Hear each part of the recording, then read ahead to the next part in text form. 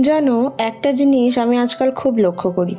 আমরা সবাই বলি আমি এমন একজন মানুষ চাই যার কাছে সব কিছু বলতে পারবো। কিন্তু সত্যি বলতে আমরা কি সত্যি সব কিছু শুনতে প্রস্তুত?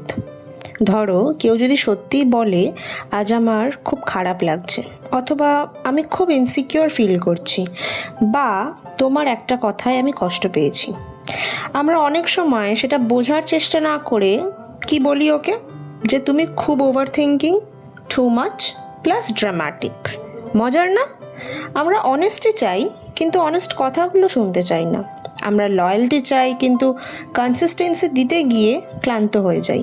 আমরা এফোর্ট চাই কিন্তু নিজের ইগোটা একটু নামাতে পারি না।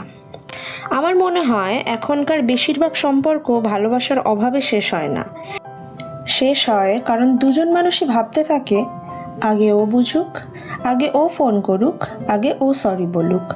আর এই আগে ও বলতে বলতেই একদিন দুজনেই চুপ হয়ে যায়। হয়তো সম্পর্কে সবচেয়ে কঠিন কাজটা ভালোবাসা না, নিজের ইগোটার সঙ্গে প্রতিদিন একটু একটু করে লড়াই করা। কারণ ভালোবাসা অনেক মানুষই পারে, কিন্তু ভালোবাসার পরেও প্রতিদিন একই মানুষটাকে বেছে নেওয়া, সেটাই আসল ব্যাপার। আর জানো সবচেয়ে দুঃখের বিষয়টা কি? আজকাল আমরা সম্পর্ক টিকিয়ে রাখার চেয়ে কে বেশি ঠিক সেটা প্রমাণ করতেই ব্যস্ত থাকি। ক্ষমা চাইতে ইচ্ছে হয়, তবুও ইগোটা জিতে যায়। একটু জড়িয়ে ধরলেই যে অনেক ঝগড়া শেষ হয়ে যেতে পারতো, সেটা আমরা বুঝি যখন মানুষটা আর কাছে থাকে না।